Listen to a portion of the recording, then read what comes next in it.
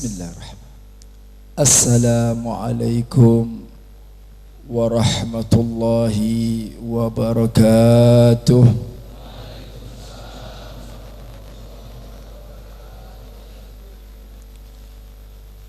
Alhamdulillah, alhamdulillahil qawiyyu sultanuh, al-wadihil burhanuh, al-mabsuti fil wujudi karamuhu wa ihsanuh, ta'ala majduhu wa adhuma syanuh. Ashhadu an la ilaha illallah wa ashhadu anna sayyidana Muhammadan abduhu wa rasuluhu la nabiyya ba'dah. Allahumma salli wa sallim wa karrim wa majjid wa addim ala habibina wa syafi'ina wa qurrati a'yunina wa imamuna Muhammad, ala habibina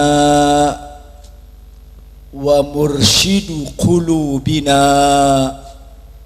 wa tabibuna wa imamuna Muhammad, salatan taghfiru biha adh-dhunub wa tuslihu biha al-qulub wa tantaliqu biha al-usub wa talinu biha as-su'ub wa ala alihi wa sahbihi wa man ilaihi mansub. Rabbi israh li sadri wa yassir li amri wahlul uqdata min lisani yafqahu qawli. Siyadatul ulama al-fudala, Siyadatul habaib al-kurama, yang sama kita muliakan dan sama kita hormati, para habaib, para kiai, para ajengan, pejuangnya Nabi Muhammad sallallahu alaihi wasallam, yang sekaligus kita doakan mudah-mudahan para ulama kita, para habaib kita, para ajengan kita senantiasa dipanjangkan usianya oleh Allah Subhanahu wa taala, diberikan kesehatan oleh Allah Subhanahu wa taala, diberikan istiqamah oleh Allah Subhanahu wa taala, diberikan kekuatan langkah dakwanya sehingga mendapatkan ridhonya Allah dan ridhonya Habibina Muhammad sallallahu alaihi wasallam. Yang teramat khusus, yang sama kita muliakan dan sama kita cintai, guru kita, panutan kita, idola kita, akhina fillah, ad-da'i ilallah, Kiai Haji Muhyiddin Abdul Jabbar hafidhahullahu wa ra'ah. Kita doakan mudah-mudahan beliau senantiasa dipanjangkan usianya oleh Allah Subhanahu wa taala, diberikan kesehatan oleh Allah Subhanahu wa taala, senantiasa bisa membimbing kita ke jalan yang diridhai oleh Allah. Begitu juga keluarga dan santri-santrinya senantiasa di dalam riayahnya Allah Subhanahu wa taala, di dalam tuntunan Allah Subhanahu wa taala. Amin ya rabbal. Begitu juga keluarga besar Pondok Pesantren Al-Aqtab. Kita doakan mudah-mudahan para santriwan dan santriwati, at-tullab wat-tullabah yang sedang menuntut ilmunya Nabi Muhammad sallallahu alaihi wasallam diberikan pemahaman, diberikan pengertian, diberikan ilmu yang manfaat dunia wal akhirah. Dan yang teramat khusus, yang sama kita muliakan dan sama kita hormatin, kaum bapak, kaum ibu, hadirin wal hadirat rahimakumullah. Alhamdulillah,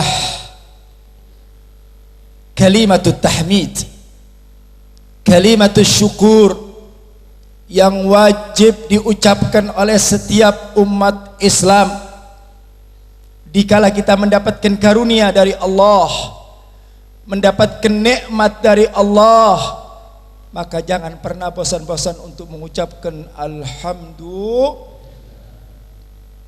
Ini adalah merupakan nikmat dari Allah. Idza kunta fi ni'matin far'aha fa innal ma'asi tuzilun ni'am. Apabila kita diberikan nikmat oleh Allah, diberikan karunia oleh Allah, jaga nikmat itu, pelihara nikmat itu. Fa innal ma'asi tuzilun ni'am. Karena kemaksiatan menjadi satu sebab nikmatnya akan dicabut oleh Allah. Kita duduk di tempat yang mulia ini adalah salah satu tambahan nikmat dari Allah. Kita bisa duduk berzikir bersama, belajar ilmunya Habibina Muhammad. Ini adalah merupakan satu nikmat yang agung yang Allah berikan kepada kita. Maka jangan segan-segan untuk mengucapkan alhamdulillah. Sebab hakikatnya manusia tidak akan bisa zikir, tidak akan bisa mengaji kalau bukan karena takdir yang telah ditetapkan oleh Allah. Siapa yang bisa menggerakkan kita hadir di tempat ini? Siapa yang bisa menggerakkan hati ini duduk di tempat ini? Siapa yang bisa menggerakkan hati kita senang dengan majlisul khair, majlisul dzikir, majlisul ilm kalau bukan Allah Subhanahu wa taala? Kita datang dari tempat yang jauh, ya Allah. Tadi begitu Habib turun, Masya Allah, saya melihat umat yang begitu banyak. Umatnya Habibina Muhammad. Mereka datang dari semua penjuru. Mereka datang dari semua daerah, tempat yang sangat jauh. Ada yang naik motor, ada yang naik mobil, ada yang berjalan kaki, yang semuanya punya tujuan satu, untuk mencari daripada ridhonya Allah. Siapa yang menggerakkan mereka ini kalau bukan Allah?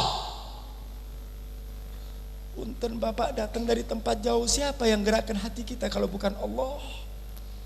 Maaf, kita datang ke tempat ini nggak dapat bekal dari ajengan, nggak dapat ongkos dari ajengan, nggak dapat duit dari ajengan. Tapi bagaimana Allah menggerakkan hati kita? Allah yang mengatakan dalam hati kita, yuk datang ke pengajian, yuk duduk di majelis. Ini Allah yang menggerakkan. Ini yang saya katakan, ucapkan alhamdulillah. Sebab berapa banyak orang yang kepingin hadir di tempat ini tapi Allah tidak takdirkan, Pak. Berapa banyak orang yang ingin duduk zikir, duduk bersama para ulama. Ini merupakan satu nikmat yang besar, bisa duduk di majlisul khair, bisa berzikir bersama, menuntut ilmu di tangannya para ulama. Ini adalah nikmat fauqun nikmah. Al-Habib Zain mengatakan nur fauqun nur, cahaya di atas cahaya.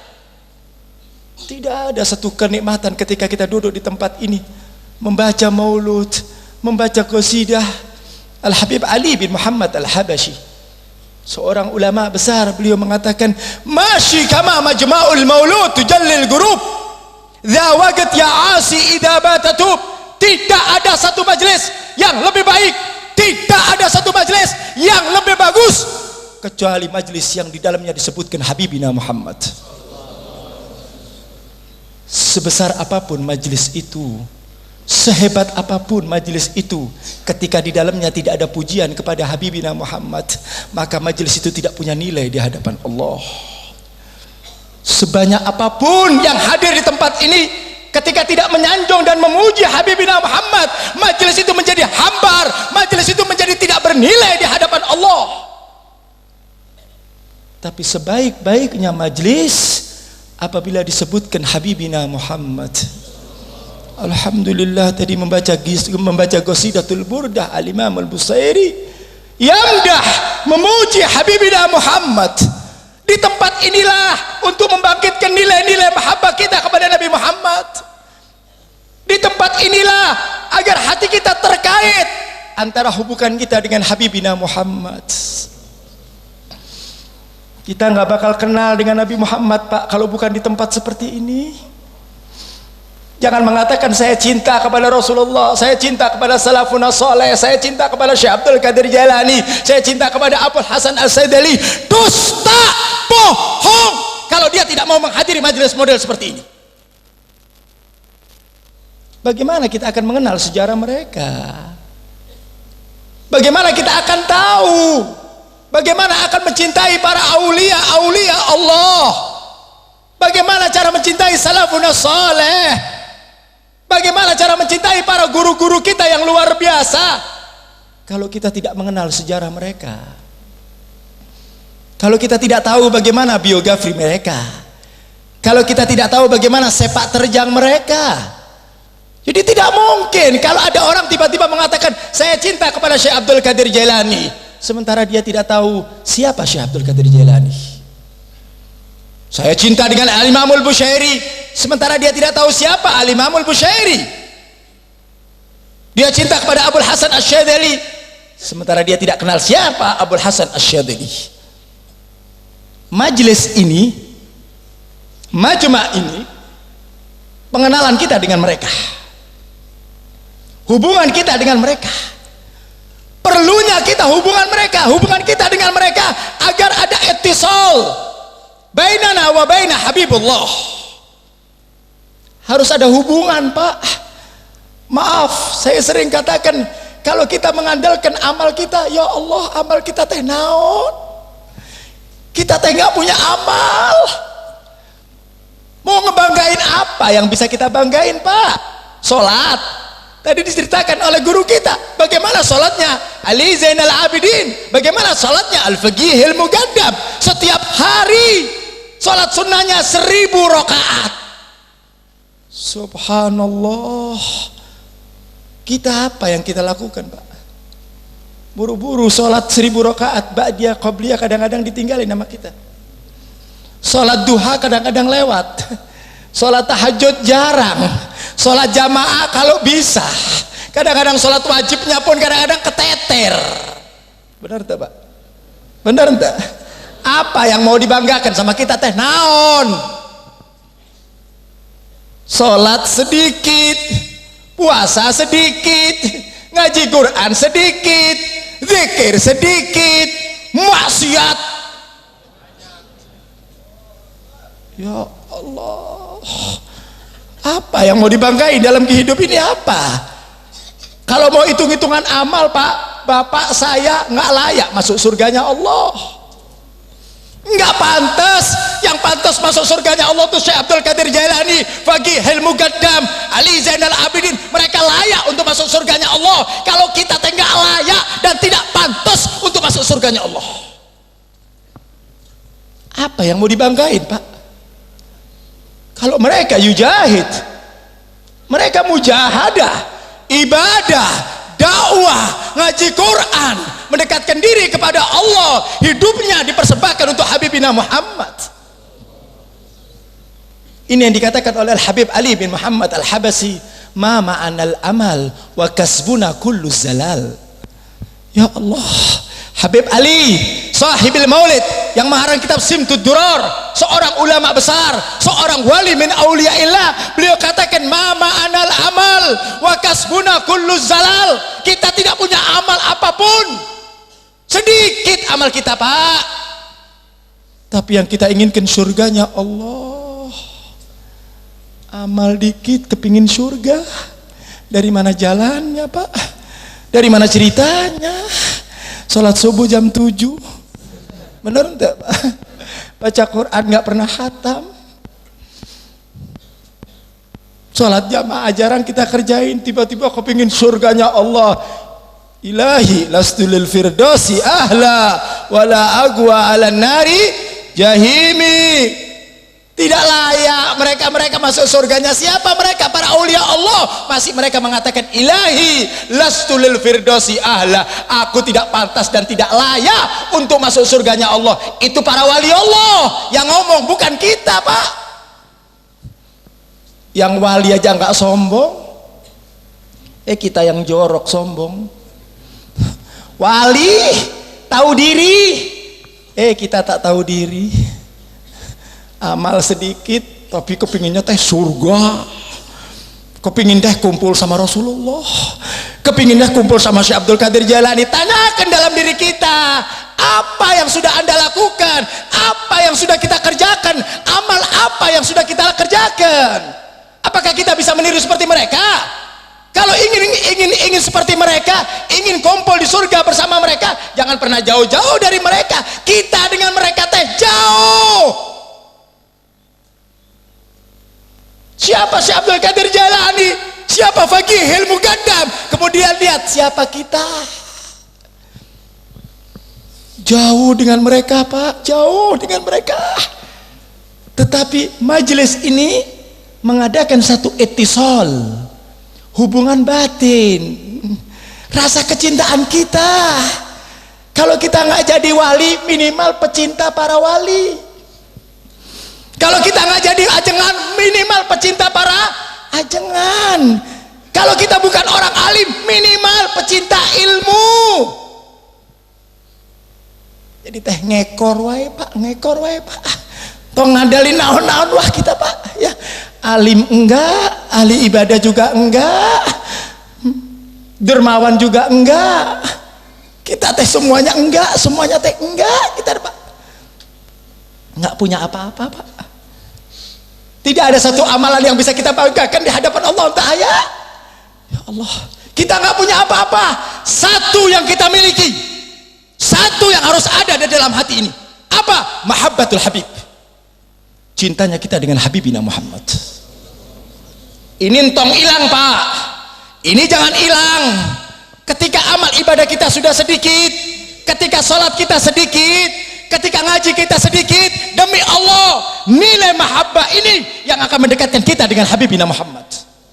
Allahumma sholli wa sallim wa barik. Ya Allah. Tanamkan mahabbah kita dengan Habibina Muhammad. Letakkan dalam pikiran kita kecintaan kepada Habibina Muhammad. Mau berjuang untuk Habibina Muhammad.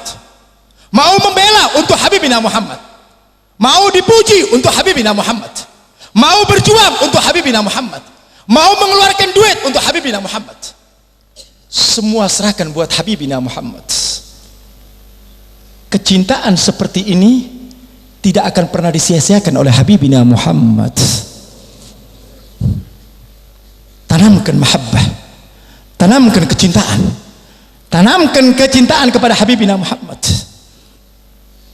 Nanti akan timbul yang nilainya mahabbah. Al-Habib Zain bin Ibrahim bin Smith, beliau mengatakan tidak ada satu kedudukan yang paling dicintai oleh Allah melebihi daripada al-mahabbah. Orang teh Pak kalau sudah cinta, harta teh sekecil, nyawa pun kecil.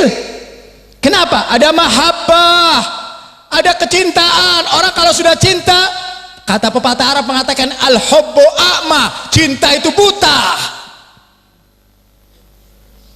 Cuma sayang cintanya kita teh bukan pada tempatnya. Yang kita cintain teh dunia. Dunia teh bener teh. Al-Habib Abdullah bin Alwi Al-Haddad mengatakan hubbud dunya zamim, hawadithuha katsira. Orang yang cinta sama dunia teh orang yang tercela, orang yang jorok, orang yang kotor. Naon teh dunia naon Pak, dunia teh naon? Bukan berarti saya anti sama dunia, tidak. Tapi jangan kau letakkan dunia di dalam hatimu. Silakan cari dunia, tapi jadikan dunia untuk jembatan menuju akhirat. Cinta sama dunia Pak, kita ini sayang, dalam hati kita ada mahabbah hubbud dunya, cinta dengan dunia. Ya Allah, bekerja siang malam untuk apa? Untuk mencari dunia. Begitu dunianya sudah banyak, begitu hartanya sudah melimpah, emang kita meninggal kita bawa gitu? Apa? Mobil yang mewah, begitu Bapak meninggal masukkan ke alam kubur? Atau emas yang berkilo-kilo, begitu meninggal masukkan ke alam kubur? Di alam kubur yang nemenin kita cuma al-amalus saleh, amal saleh. Sebab kalau hati ini sudah dipenuhi oleh mahabbah kepada dunia, maka dia tidak punya tempat untuk mahabbah kepada Habibina Muhammad. Nggak bisa, bohong, dusta. Seseorang yang mengatakan cinta kepada dunia, kemudian dia mengatakan aku cinta dengan Habibina Muhammad, dusta. Nggak ada satu tempat dua mahabbah tahaya, Pak. Nggak bisa. Kalau sudah cinta sama dunia, pasti kita tidak punya tempat untuk mencintai Habibina Muhammad. Kalau kita sudah cinta sama dunia, kita tidak punya tempat untuk mencintai para kekasih-kekasih Allah, para wali-wali Allah. Kenapa? Tempatnya sudah diambil dengan hubbud dunia. Sayang kalau di dalam hati ini cuma ada kecintaan kepada dunia, cinta kepada kedudukan dan pangkat. Nah, Pak, pangkat kedudukan, Pak, 5 tahun jadi menteri, setelah itu pensiun, benar? 5 tahun jadi lurah, setelah itu pensiun. Pensiun lurah, pensiun ajengan ya, pensiun wali ya, pensiun lurah, pensiun bupati. Dulu waktu jadi bupati teh dihormatin orang, dimuliakan orang. Begitu datang di pengajian teh minggir naon, ayo bupati datang, bener tuh. Waktu jadi bupati, begitu udah lengser, bupati datang, mantan duduk paling belakang, bener tuh. Nggak ada penghormatan. Kenapa? Karena memang kita tidak layak untuk menghormati orang-orang ahli dunia. Tapi begitu ajengan yang datang beda. Kenapa? Karena mereka diangkat derajatnya oleh Allah Subhanahu wa taala. Mereka yang memuliakan adalah Allah. Tapi kalau orang-orang seperti pecinta-pecinta dunia, pecinta-pecinta kedudukan, gila sanjungan, silakan seorang muslim mau menjadi seorang pemimpin, mangga. Tapi pemimpin bukan tujuan kita dalam kehidupan ini, Pak. Yang namanya pemimpin teh, ya Allah, hari ini jadi pemimpin, besok sudah lengser, Pak. Jadi entong cinta, entong jadi orang penjilat pemimpin. Kalau kita bukan seorang pemimpin, jangan jadi penjilat daripada orang-orang umara. Kita tak umat Nabi Muhammad, kita diperintahkan untuk memuliakan para aulia, memuliakan para ulama. Kita tidak diperintahkan untuk memuliakan para umara. Tidak. Lihat bagaimana akhlak Syekh Abdul Qadir Jailani. Beliau mengatakan, demi Allah, seumur-umur saya tidak pernah mengetuk pintunya para umara. Anti umara yang harus datang ke ajengan, Pak. Sanes ajengan yang datang ke umara. Benar tak? Ini yang harus ditegakkan. Supaya apa? Supaya ulama punya harga diri, supaya ulama tahu kedudukannya. Umara yang datang kepada para ulama. Kenapa? Al ulama warathatul anbiya. Ulama adalah pewarisnya Habibina Muhammad. Zaman sekarang kan ente, Pak. Ulamanya ya Allah, ngemis-ngemis depan umara.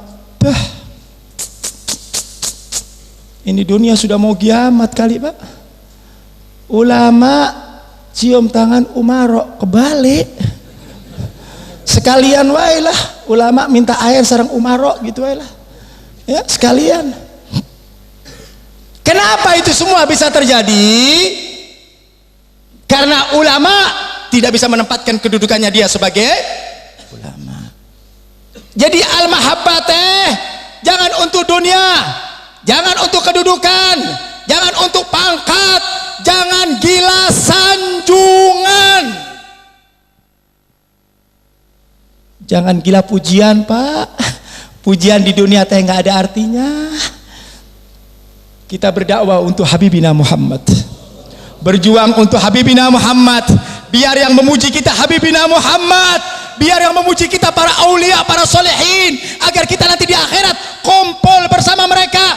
Orang yang cinta dengan para ulama, cinta dengan para wali Allah. Nabi yang mengatakan, al-mar'u ma'aman ahbabtah.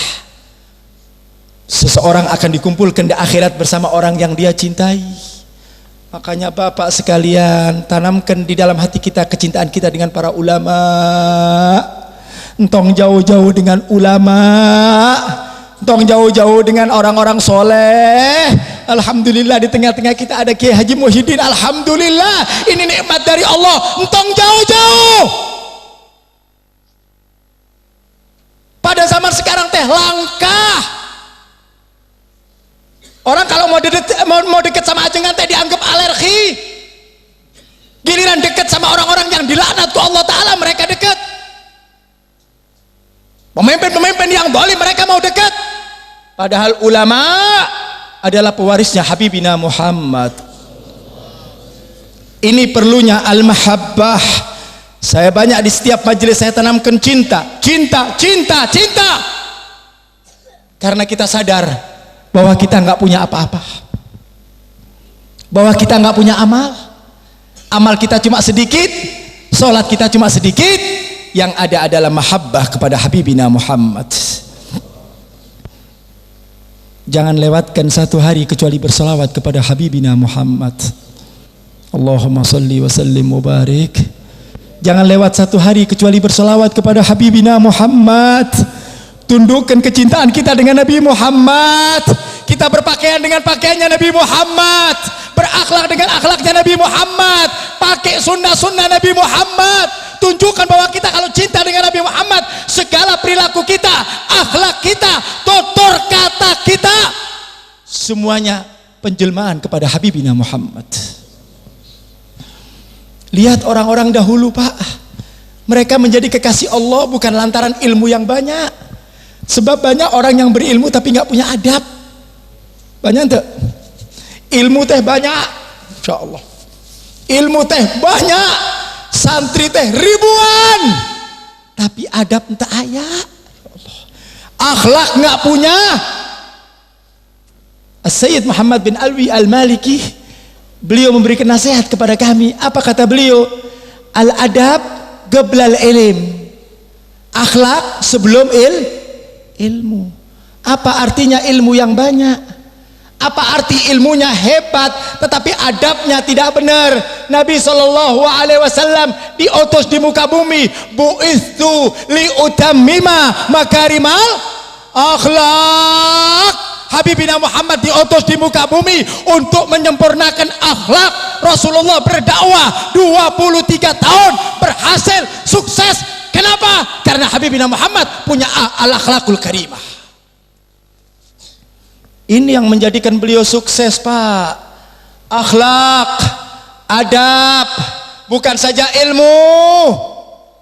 Ilmu yang banyak menjadi tidak manfaat kalau tidak diiringi dengan al-akhlakul karimah. Lihat bagaimana para ulama-ulama terdahulu. Al-Imam Maliki, guru daripada Al-Imam Syafi'i radhiyallahu anhu wa ardah. Bahkan beliau berfatwa di dalam kitabnya, aku haruskan wala budda idza zara Nabi sallallahu alaihi wasallam. Lihat akhlak Nabi, lihat akhlaknya. Aku wajibkan dan aku haruskan apabila engkau datang ke kota Madinah berziarah kepada makam Habibina Muhammad, maka hendaklah engkau menghadap kepada kuburan Habibina Muhammad dan belakangi Ka'bah. Allahumma salli wa sallim mubarik. Belakangi kiblat, ngadep kepada Habibina Muhammad. Lihat akhlaknya, lihat akhlaknya.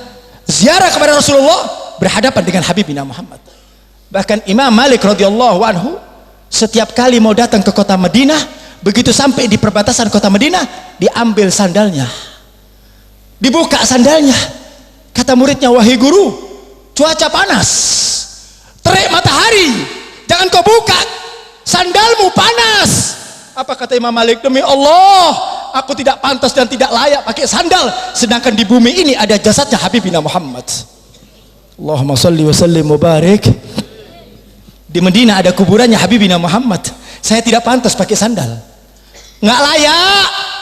Bahkan beliau mengatakan, aku tidak pernah membaca satu hadis kecuali aku dalam keadaan bersuci. Jadi beliau kalau membaca hadis, Pak, wudu lah, bukan model kayak kita kopet baca hadis. Benar tak? Ya Allah, belum mandi baca hadis. Walaupun orang baca hadis nggak pakai suci juga boleh, nggak dosa. Tapi bagaimana akhlak? Imam Malik mengatakan, aku tidak pernah mengatakan qala Rasulullah kecuali fa inni tahir, kecuali aku dalam keadaan suci. Allahumma sholli wa sallim mubarak. Akhlak Pak, akhlak. Makanya Imam Malik menjadi manusia hebat, menjadi manusia luar biasa, menelurkan seorang santri, murid terbaiknya Al-Imam Syafi'i, Muhammad bin Idris Asy-Syafi'i, murid daripada Imam Nah kalau gurunya aja kayak gitu, kumaha muridnya Pak? Jadinya teh muridnya begini. Nah kalau gurunya gelo, muridnya jadi jurik. Benar tak? Kalau gurunya akhlak, muridnya begitu jadinya. Akhirnya sekarang kan begitu, ilmunya banyak. Ya Allah, saya pernah diundang di salah satu pesantren terbesar Pak, di Bandung Barat. Saya diperintahkan untuk berceramah di sana. Sebelum saya ceramah, terlebih dahulu kiai tersebut berceramah untuk memberikan pembukaan dan sambutan. Ada satu pemandangan yang kurang baik, pemandangan yang kurang sedap dipandang mata. Kitab dibuka, kaki ajengan diangkat, kakinya diangkat kia, maaf Pak. Di depannya kopi, sampingnya rokok, sampingnya kopi, rokok. Ini depan santri Pak, ribuan. Santri teh ribuan Pak, ribuan. Waktu itu dia baca kitab I'anatul Talibin. Dibuka kitabnya, kaki diangkat separuh, samping kopi dikawinkan sama rokok. Udah dia buka, dia ceritakan tentang hukum fikih sambil pegang rokok, minum kopi lagi, merokok lagi sambil dia jelaskan. Saya lagi di ujung Pak, saya kan diundang sama kiai ini. Saya teh paling gregetan yang begitu Pak. Saya nggak ada urusan mau diundang lagi kek, mau nggak diundang lagi kek, nggak ada urusan. Mau ngundang lagi mangga, nggak ngundang lagi juga, undangan saya udah capek. Saya sudah mau pensiun ya Pak, saya mau istirahat. Ya, saya ngisi kemana-mana. Hari ini saya selesai, ntar malam saya ngisi di Jogja, Solo, capek saya Pak. Udah nggak kuat, suara saya udah habis. Ini pun gara-gara ajengan datang ke rumah Habib suatu penghormatan, minta sama Habib, saya bilang suara saya udah habis sudah. Tapi mau nyenangkan supaya ada hubungan antara saya sama ajengan. Mudah-mudahan pertemukan kita sampai di akhirat, amin. Saya lihat dari ujung sambil baca I'anatul Talibin, sambil kakinya diangkat, sambil ngerokok, sambil minum kopi, nikmat banget. Coba saya bisa kayak gitu enak gitu Pak. Si kiai ini nggak merasa salah, nggak merasa dosa. Langsung saya teringat ucapan guru saya Said Muhammad, al-adab qoblal ilm, adab sebelum ilmu. Belajar akhlak dulu, belajar akhlak. Ilmu teh nanti, akhlak. Akhlak kepada ajengan, akhlak kepada ulama, akhlak kepada kitab-kitab para ulama, akhlak kepada para solehin, akhlak kepada para aulia Allah. Karena ini yang menentukan kebaikan kita di hadapan Allah. Akhlak Pak. Imam Syafi'i belajar kepada Imam Malik 20 tahun. Imam Syafi'i berguru kepada gurunya Imam Malik selama 20 tahun. Beliau mengatakan 18 tahun aku belajar akhlak kepada Imam Malik. Subhanallah, 18 tahun Pak belajar akhlak, 2 tahun baru belajar ilmu. Setelah Imam Malik meninggal, beliau mengatakan aku menyesal kenapa aku tidak belajar akhlak 20 tahun saja. Saking penting nanti akhlak. Ini kiai baca kitab yang sangat Masya Allah luar biasa, kitabnya dibaca di semua para pesantren. Gayanya kayak orang paling pintar sedunia woy Pak, kayak orang paling hebat sedunia. Saya lihat dari ujung, ntar lagi tuh makanan Habib yang model begitu teh. Saya dalam hati saya, nah digarong kok Habib apa sih ini teh. Udah nggak ada urusan, saya yakin nggak bakal diundang lagi. Masa bodoh teing, mau diundang mau nggak ada urusan. Saya nggak butuh undangan. Yang mau ngundang Habib mangga, yang nggak saya nggak butuh. Catat itu, saya nggak butuh undangan. Ketika saya berdakwah, yang saya cari adalah ridhonya Habib bin Muhammad. Mau ngundang saya baik, nggak mau ngundang masa bodoh teing. Undangan saya udah capek, Pak. Pengajian saya nggak pernah habis. Saya nggak mau menjaga perasaan manusia, sementara saya harus merusak perasaan Habibina Muhammad. Enggak, saya jaga hati Habibina Muhammad. Saya jaga ridhonya Allah. Imam Syafi'i yang mengatakan, wa bighiridallah fa akhbal wara man ashatal maula wa ardal abid. Alangkah hinanya manusia itu mencari ridhonya manusia, mencari kesenangan manusia, sementara dia dimurkai oleh Allah Subhanahu wa taala. Enggak ada urusan sama ajengan saya, karena saya bukan ajengan, jadi nggak ada urusan saya tengok dari sana terus, saya biarin lah.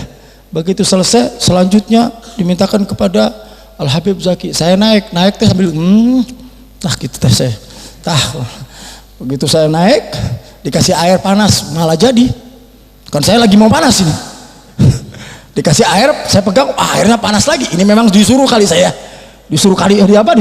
marah kali ini, airnya panas, mestinya kan airnya dingin, supaya saya agak dingin. Saya pegang airnya, air panas, jadi malahan.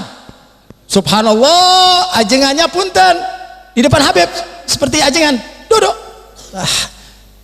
Saya bawa tentang akhlak, di depannya dia. Saya nggak usah sebut namanya. Saya katakan, akhlak dari mana, belajar dari mana? Al-Imam Syafi'i radhiyallahu anhu wa arda, ketika membawa kitab Al-Muwatta, kitab karya gurunya Imam Malik, beliau mengatakan, demi Allah, aku tidak pernah meletakkan Al-Muwatta di bawah pusar saya, di dada, Pak. Lihat akhlaknya salafun saleh, lihat akhlaknya yang diajarkan oleh akidah ahli sunnah wal jamaah. Jangankan pengarangnya, kitabnya saja dimuliakan. Kenapa? Karena yang mengarang kitab adalah orang-orang yang mulia. Kita teh kalau dapat surat dari pacar kumaha, Pak? Dicium-cium kieu. Bener ente?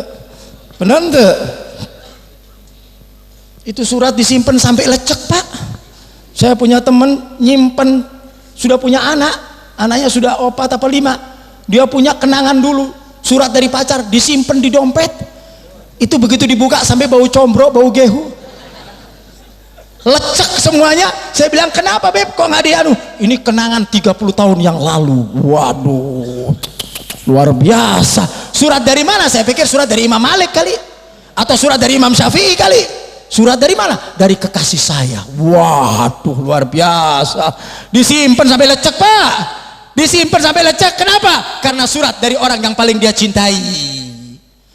Siapa mereka dibanding guru-guru kita? Siapa mereka dibanding para imam?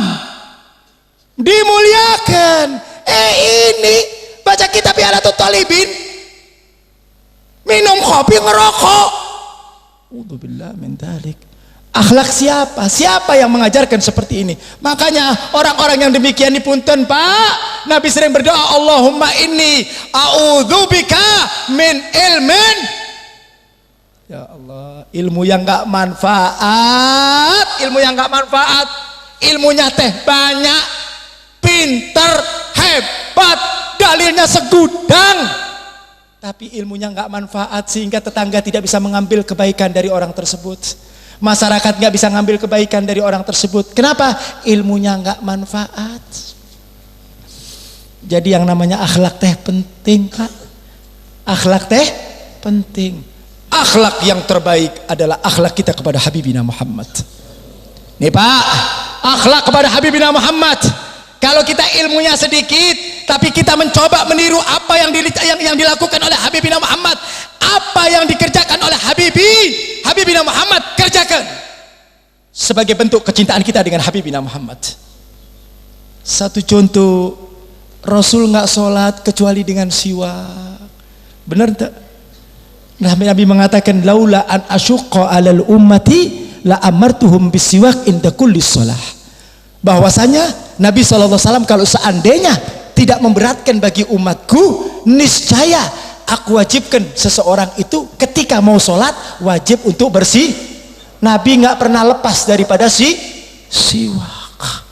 Orang pakai siwak mudah ente, Pak? Gampang ente, Pak? Dijalankan ente? Tong bilang mudah, Pak. Tong bilang gampang.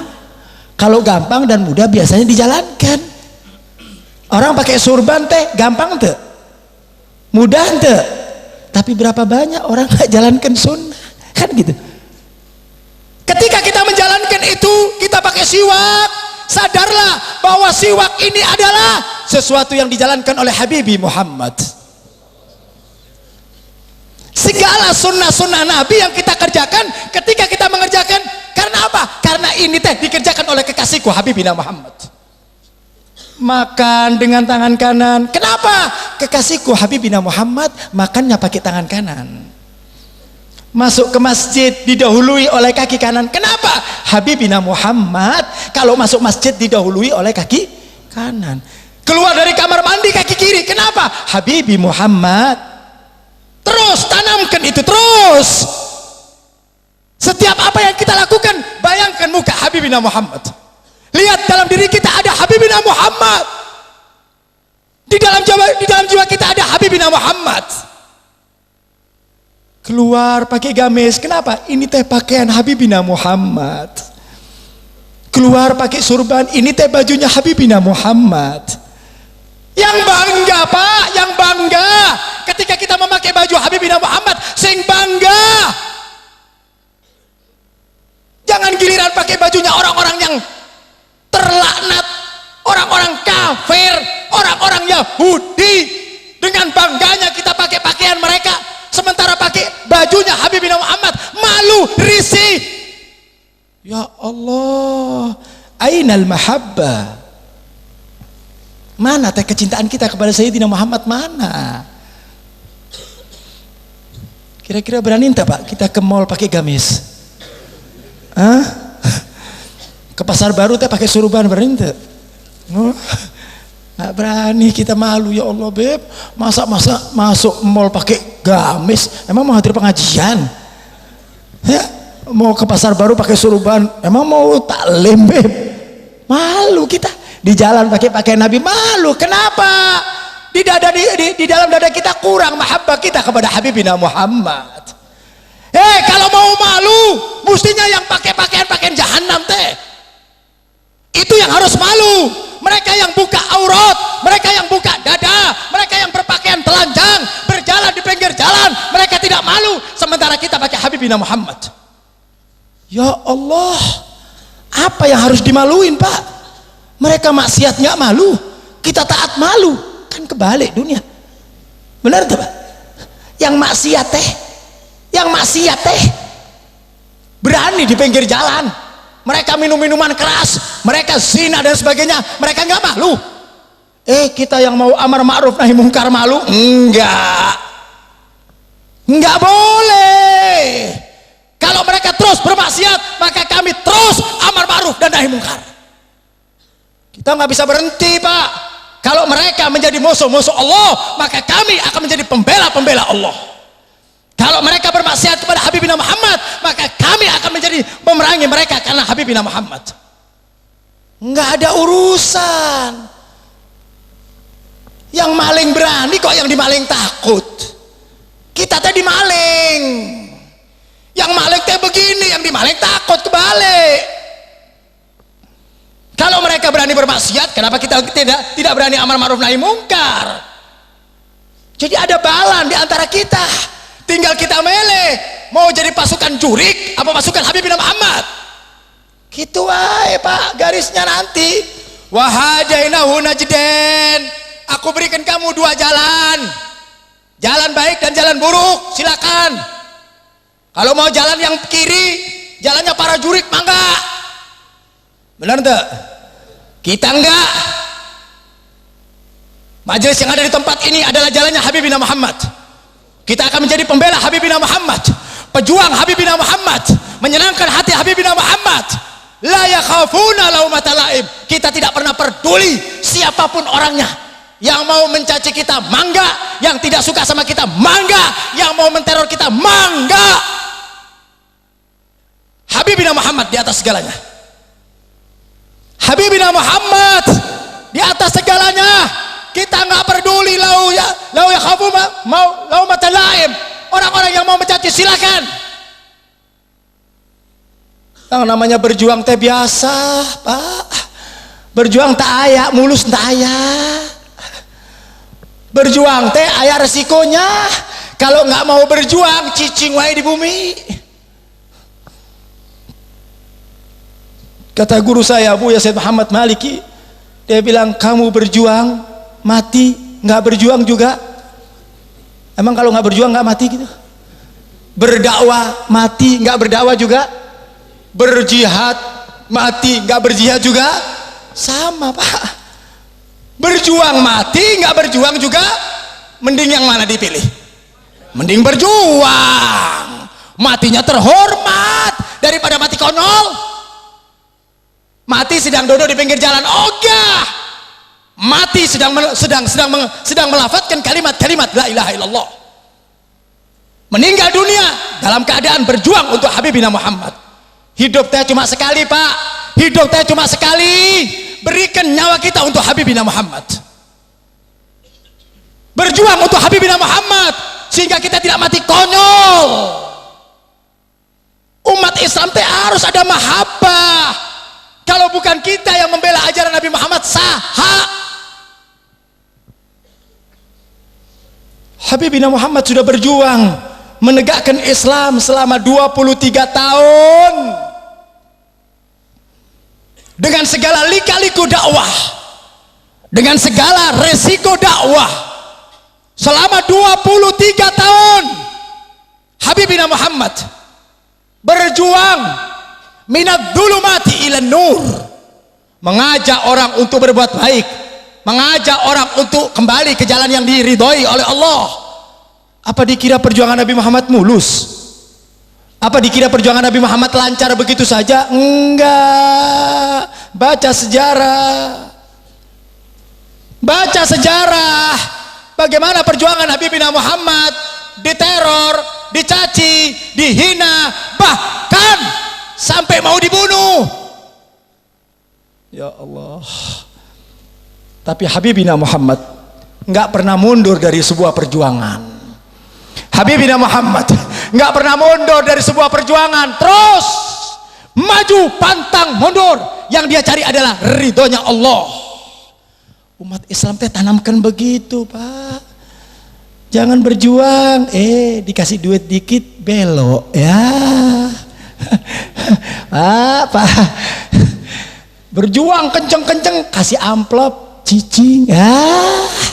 Naon teh Pak dikasih amplop. Kan sekarang lagi musim Pak perdagangan dakwah. Bener tak? Sudah kehabisan kali pasar sepi. Yang bisa didagangkan naon teh? Hadis. Yang bisa didagangkan teh naon? Quran. Jadi ayeuna punten banyak para kiai, banyak para ulama sekarang dagangannya teh dakwah. Dakwah teh cari duit.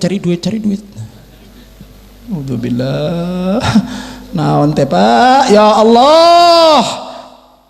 Kiai, ulama, habaib, ajengan. Berdakwah hanya sebuah urusan dunia. Yang dia cari hanya materi.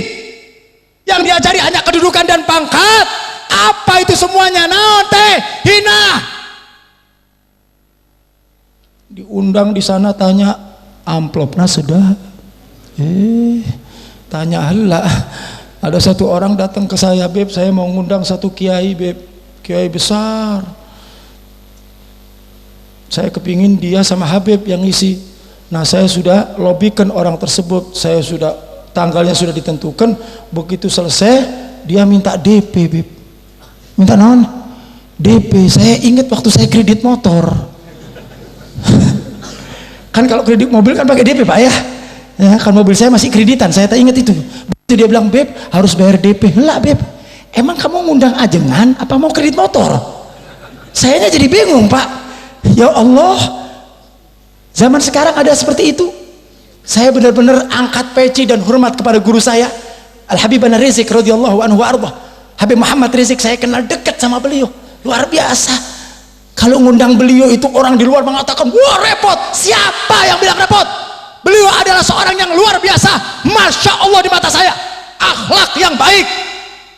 Beliau sangat menghormati tetamunya. Selama beliau kosong, beliau katakan sama saya, demi Allah ya Habib, saya diundang di ujung gunung dan saya tidak perlukan amplop. Selama badan saya sehat, selama saya tidak punya janji sama orang, saya akan datang walaupun di ujung gunung.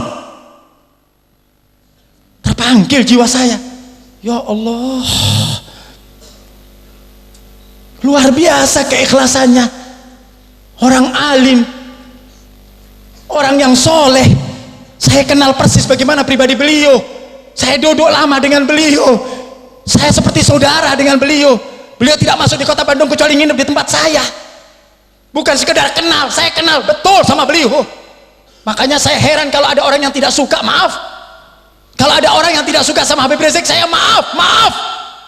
Anda tidak kenal siapa beliau. Biasa kalau nggak kenal teh biasa. Anda kenal sama beliau di mimbar. Benar enggak? Seperti Anda kenal Habib di mimbar. Habib teh galak, Habib teh kenceng, Habib teh keras. Wah, saya nggak berani ketemu Habib teh. Habib teh kayak macan. Kan di mimbar. Benar enggak?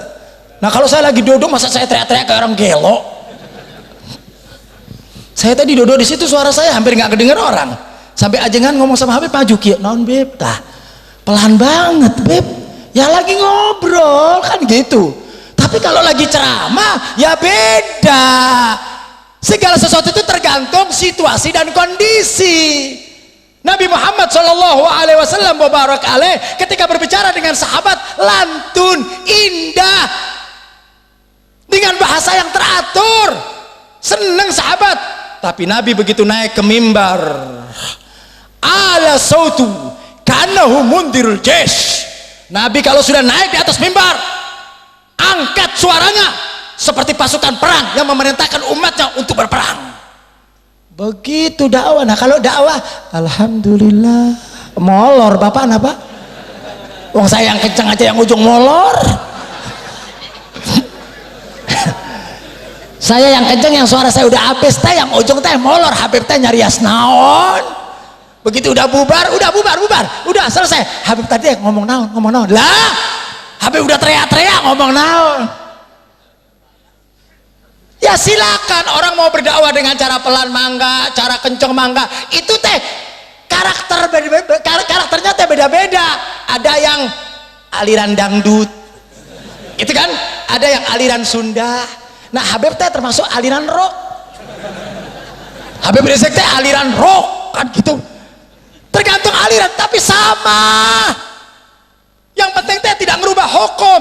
Yang pelan teh ngomong kia misalnya, yang santun teh, zina teh haram. Gitu kan? Zina teh haram, pelan suaranya. Yang satu teh zina teh haram, agak kencengan dikit. Giliran Habib beda. Zina teh haram. Sama enggak? Sama, hukumnya berubah enggak? Hukumnya enggak berubah, cara penyampaiannya aja yang beda. Tujuannya Habib naon? Sing belakang biar denger. Begitu ngomong kenceng, waduh, galak amat ini teh. Ini teh, wah, teroris sepertinya teh. Ini teh, wah. Nah, Habib nggak bisa ngomong pelan-pelan teh, nggak bisa. Emang dari pabriknya sononya ngomong kieu Habib. Dari pabriknya tanya sama Allah Ta'ala wae lah.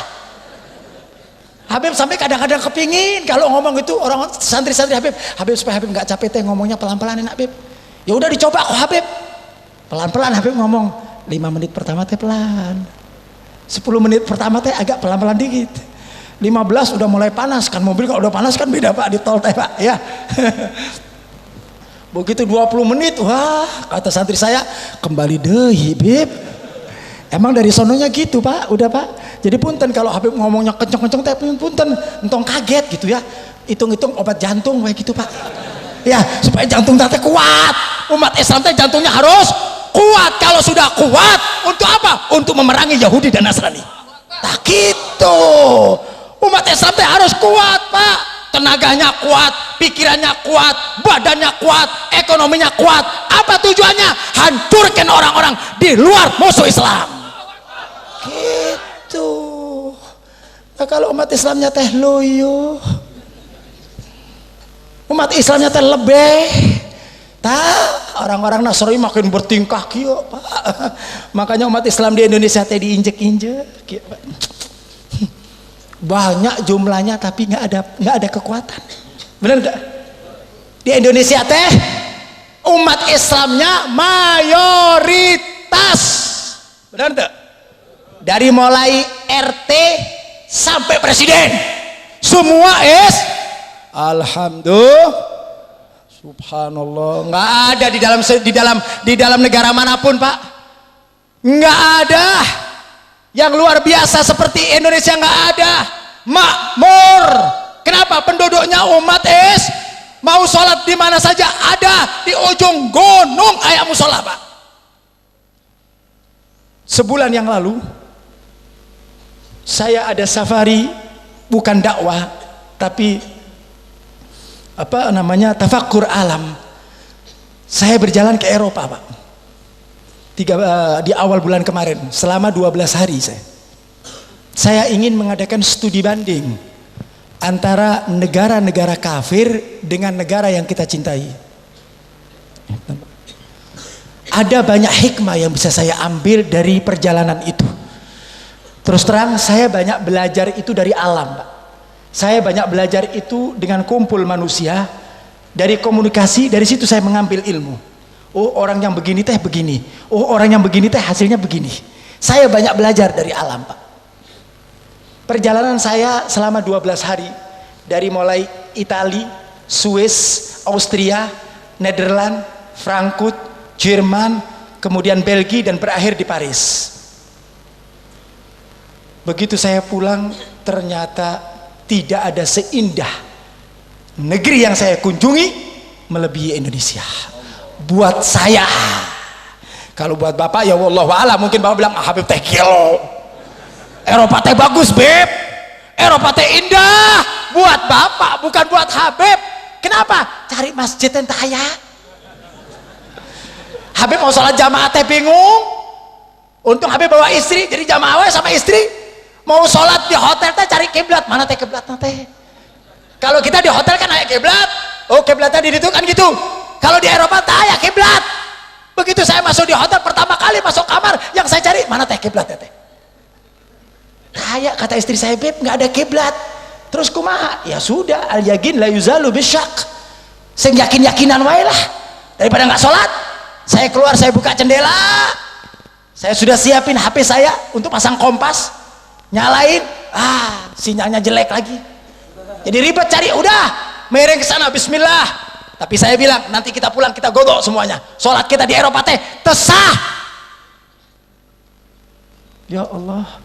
Masuk ke kamar mandi, Pak, bukan di hotel. Keluar dari hotel perjalanan, masuk di kamar mandi, di toilet gitu. Aya tempat pipis, tapi tempat cuci enggak aya. Orang mau BAB teh nggak pakai air. Ya Allah. Saya lihat begitu, subhanallah. Ternyata negeri yang bersih, negeri yang bagus, penduduknya binatang. Penduduknya teh binatang. Kenapa tidak ada nadhafah, tidak ada kebersihan? Begitu saya pulang ke Indonesia, luar biasa. Lakal hamdu ya Rabb, engkau lahirkan aku di bumi Indonesia, buminya Ahlus Sunnah wal. Ya Allah, nikmat ternyata hidup di Indonesia. Di mana-mana banyak, Pak. Hadir pengajian banyak, hadir sholawatan banyak, hadir zikir banyak. Masyarakat muslimnya di Indonesia luar biasa. Masjid banyak, musola banyak, pesantren banyak, ajengan banyak, ustadz banyak, kiai banyak, maksiat banyak. Kok riwah gitu, Pak? Aneh kan? Itulah Indonesia, Pak. Itulah cakepnya Indonesia. Itu bagus, Indonesia itu bagus, Pak. Bagus, itu indah sekali. Musola banyak, kiai banyak, pengajian banyak, ulama banyak, maksiat, perzinahan, perjudian, aliran-aliran sesat. Hebat, itulah Indonesia. Tong kenceng-kenceng. Luar biasa Indonesia, Pak. Ya, segala bentuk kemaksiatan. Yang jadi pertanyaan simpel dalam kehidupan kita, Indonesia teh mayoritas umat boleh dikatakan 90% lah umat Islam, tapi subhanallah 90% nggak bisa mewarnai Indonesia. Benar tak?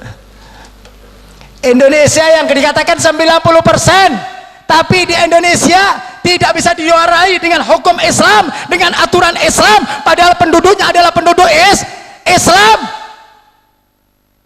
Kemana umat Islam? Mana teh umat Islam teh mana? Saya teringat apa yang dikatakan oleh Yusuf Al-Qaradawi ketika beliau berjalan ke kota London. Begitu beliau masuk di kota London, beliau mengatakan dalam kitabnya, mengatakan ra'aitul Islam fi London wala ra'aitu musliman fi London. Saya melihat ajaran Islam ada di kota London, tapi saya tidak melihat orang-orang Islam ada di kota London. Paham tak Pak? Ajarannya ayat, orangnya tak ayat. Di Indonesia paham teh? Paham teh? Kebalikan, muslimnya banyak, ajarannya nggak ada. Di negara kafir, di negara Yahud, di negara orang-orang Kristen, Islam ditetapkan ajarannya. Mereka menjaga kebersihan, mereka menghormati orang tua. Bahkan ketika kita duduk di atas bis, seorang pemuda duduk di atas bis, kemudian datang orang tua untuk mencari tempat, si anak muda bangkit, duduk, ngambil orang tua untuk dipersilahkan duduk di tempat duduknya. Ajaran sah teh. Ajaran Habibina Muhammad. Ajaran Habibina Muhammad. Ayat di Indonesia. Indonesia teh Pak luar biasa. Muslim banyak.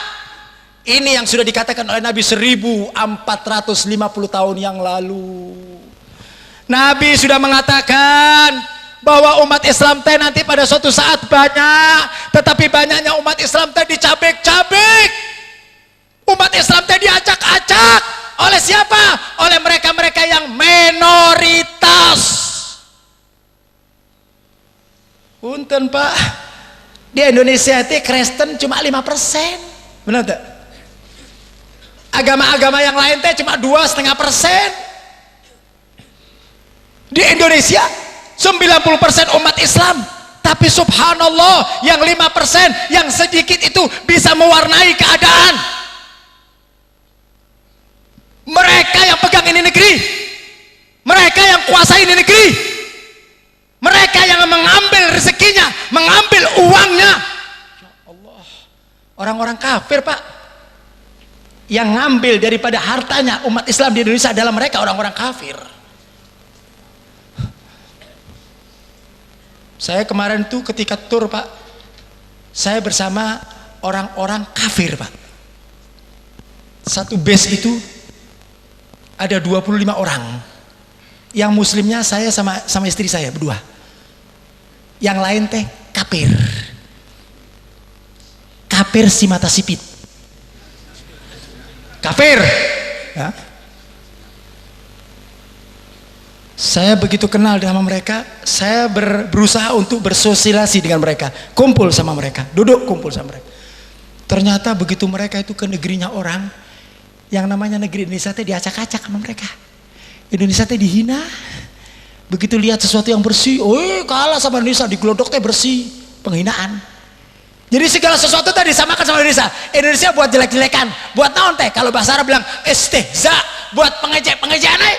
Saya lihat mereka hidup di Indonesia, mereka makan dari Indonesia, mereka dapat uang dari bumi Indonesia, tapi begitu mereka keluar, mereka saatnya benar mereka tuh membenci bangsa kita Pak. Hati-hati Pak, ini kenyataan yang tidak bisa dipungkiri. Mereka yang minoritas, yang cuma 5%, mereka keruk, mereka ambil harta yang ada di Indonesia. Mana umat Islam? Yuk kita seleksi Pak, yuk kita lihat pabrik-pabrik besar, nggak usah jauh-jauh, di Bandung Barat saja Pak, ratusan pabrik besar. Kita lihat siapa direktur dan siapa kulinya, siapa yang duduk di kantor dengan ber-AC dan siapa yang duduk di bawah. Saya pernah satu saat ceramah Pak, begitu ceramah tiba-tiba sampai malam, jam 1 malam keluar karyawan-karyawan pabrik, perempuan-perempuan muslimah yang pakai jilbab. Begitu saya lihat mereka, saya katakan, lihat saudara kita, jam 1 malam, jam 2 malam mereka bekerja di tempat orang-orang kafir, sementara sementara orang-orang kafirnya molor. Benar enggak? Yang diperas tenaganya adalah bangsa kita. Mereka menikmati hasilnya. Bukan berarti bangsa kita tidak mendapatkan uang, dapat, tapi mereka jauh lebih banyak. Mereka nggak capek seperti saudara-saudara kita. Kenapa ini terjadi, hadirin? Kenapa ini terjadi kepada saudara kita? Saya katakan seperti ini bukan saya memprovokasi, tidak. Nabi yang mengatakan, man la yahtam bi amril mu'min falaysa minna. Siapa orang yang tidak peduli dengan nasib saudaraku, dengan nasib saudara kita, maka kita bukan daripada orang-orang Nabi Muhammad SAW. Mereka teh saudara kita, Pak. Mereka teh saudara kita, wajib buat kita mikirin. Negeri yang makmur ini mestinya yang menikmati adalah umat Islam. Kenapa umat Islam ini seperti ini? Nabi yang sudah katakan 1500 tahun yang lalu, umat Islam teh banyak tapi dikoyak-koyak sehingga banyaknya itu ghuthaun ka ghutha'usel, buih seperti buih yang di laut. Tahu buih itu, Pak? Ibu-ibu kalau nyuci teh aya naon teh namina? Kan jumlahnya banyak teh, tapi ditiup aja, nggak usah pakai tangan, ditiup aja, udah jalan kemana-mana. Itulah umat Islam.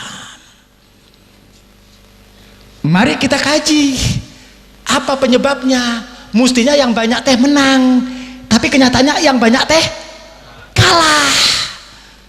Berarti ada sebabnya. Mau tahu sebabnya? Mau tahu sebabnya? Ini sampai jam berapa? Jangan saya dikasih waktunya. Jangan saya kalau udah ngomong udah panas saya, Pak. Terus lanjut. Terus. Kayak mobil angkot, Pak. Terus saya, Pak. Bapaknya terus. Habibnya capek, Pak. Jam berapa nih, Pak? Ya aduh. 8:30 sampai jam berapa, Pak? Sampai jam 12 ya. Habis jam 12 gotong Habib dah. Allah, insya Allah kita ketemu bukan bulan ini, insya Allah tiap bulan ketemu, amin. Ya kalau diundang, kalau nggak diundang ya enggak tuh, Mas Habib nyelonong ke dia gitu ya kan. Mudah-mudahan tiap bulan diundang, amin. Kalau nggak diundang demo sarang ajengan sih, demo. Minta ajengan, minta Habib gitu ya, supaya tiap bulan diundang. Setuju enggak? Alhamdulillah, mudah-mudahan gitu. Yuk kita lihat apa penyebabnya sehingga umat Islam yang notabene-nya 90% rakyatnya terbanyak di Indonesia adalah umat Islam. Tapi apa yang sudah diperbuat oleh umat Islam? Apa yang sudah dikerjakan oleh umat Islam? Mestinya yang 90% ini menguasai negeri ini, sehingga kemaksiatan di pinggir jalan tidak lagi tampak di muka bumi. Nggak boleh, Pak. Ada perzinahan, ada jableh, ada tempat-tempat yang naudzubillah. Mana umat Nabi Muhammad? Kenapa? Karena kita mayoritas, kita yang terbanyak, jumlahnya banyak, mestinya kita mampu untuk menguasai. Tapi kenyataannya enggak. Umat Islam teh loyo, banyak tapi loyo. Penyebabnya teh satu. Naon penyebabnya? Karena umat Islam tidak bersatu. Umat Islam nggak bersatu. Ajengan ini sama ajengan ini gontok-gontokan. Bener ente? Ajengan itu teh naon teh? Ajengan itu nggak alim. Saya tahu sekolahnya goblok itu.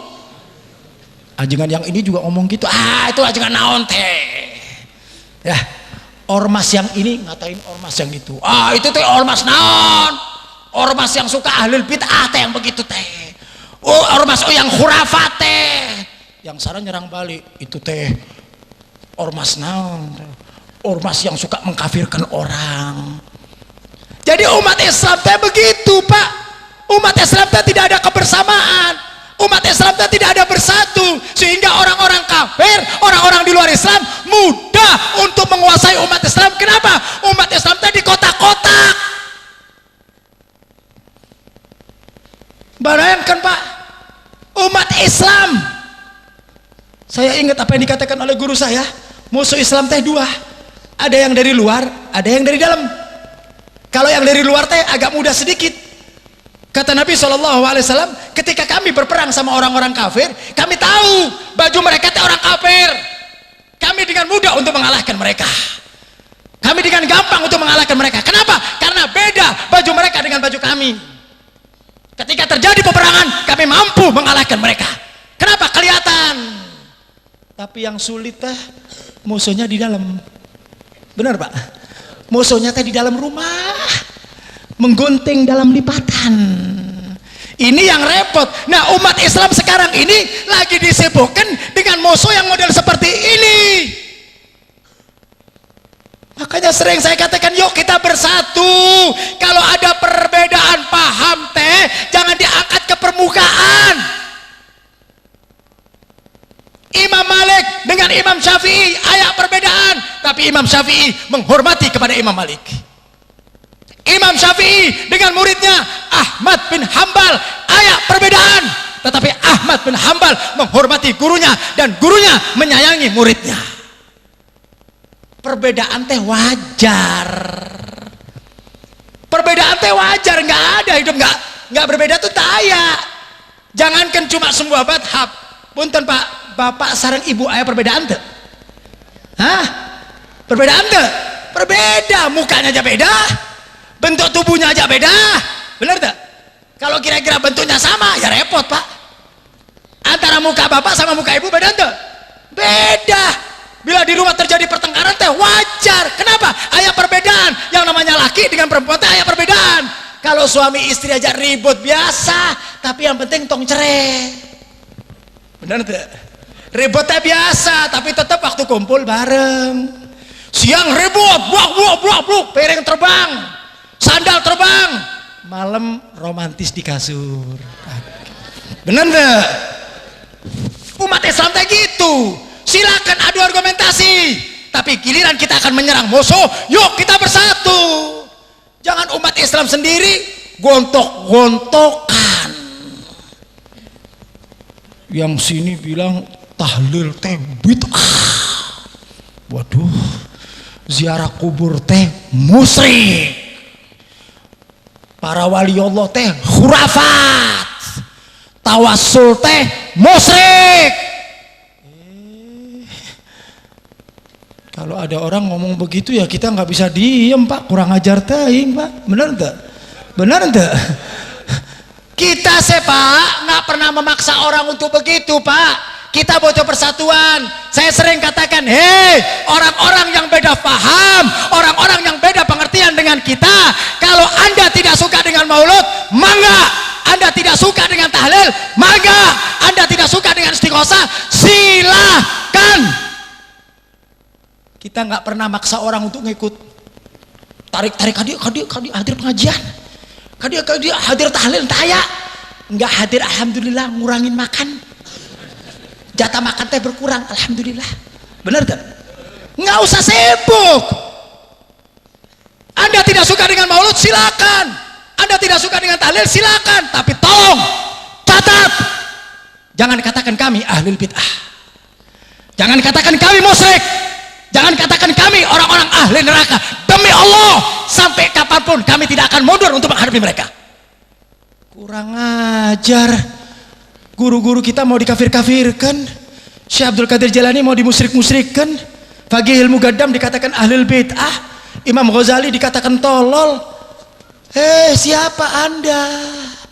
Anak cecongok kemarin, anak baru kemarin, kepanjangan jenggot jadi kayak embek kambing.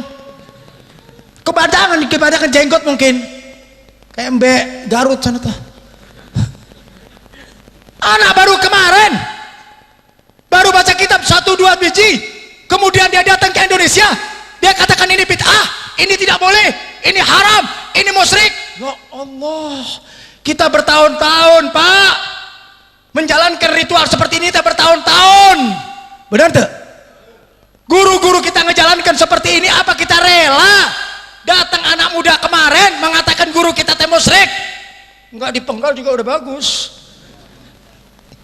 Jangan salahkan Pak, ini bumi Indonesia teh bumi ahli sunnah wal jamaah. Indonesia teh buminya Wali Songo.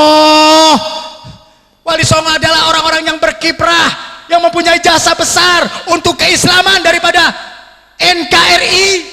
Mereka telah berjasa daripada penduduk Indonesia yang dahulunya tidak mengenal agama. Datang Wali Songo mengajak mereka untuk masuk agama Allah. Diajarkan mereka berzikir, diajarkan mereka ziarah.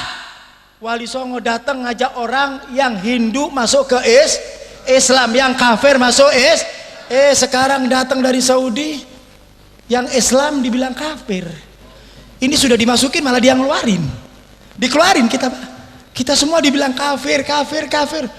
Maulud teh bid'ah, zaman Nabi tayak maulud. Emang dia hidup zaman Nabi gitu? Beb tahlil teh tayak dalilnya. Tahlil teh musyrik. Tahlil teh bid'ah. Ya udah, ntar kalau bapak mati masukkan ke empang, lempar. Simple amat kan gitu, ya kan? Kami mengatakan ini bukan berarti kami nggak punya dalil. Kami juga punya dalil. Goblok. Kalau Anda punya dalil, kami juga punya dalil. Apa Anda kira Anda saja yang punya dalil? Apa kira Anda saja yang baca kitab? Apa Anda saja yang tahu dalil? Kami belajar dalil. Saya sekolah di Mekah belajar dalil ini Pak. Kurang ajar. Anak baru kemarin pakai dalil. Kamu kira Imam Syafi'i nggak punya dalil apa? Kamu kira Imam Malik nggak punya dalil apa? Ibnu Hajar nggak punya dalil? Guru-guru kita nggak punya dalil? Mereka punya dalil Pak. Jadi jangan congkak dengan dalil Anda. Demi Allah saya sering katakan, saya mampu untuk mematahkan dalil mereka. Dalil mereka teh rapuh, dalil mereka teh lemah. Cuma karena mereka pinter, yang diajak ngomong teh orang awam. Paham tuh? Model kita orang awam yang nggak ngerti naon teh nasakh wal mansuh, ngerti tuh Pak? Nasakh wal mansuh teh combrok sareng gehu.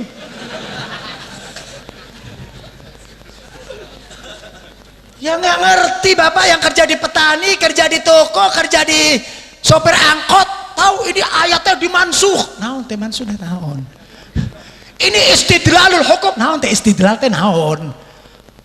Yang diajak orang awam. Kalau berani adepin para kiai, temuin para ajengan, biar Anda tahu bahwa dalil-dalil Anda teh lemah. Anak muda baru kemarin, ya Allah, giginya aja belum sempurna.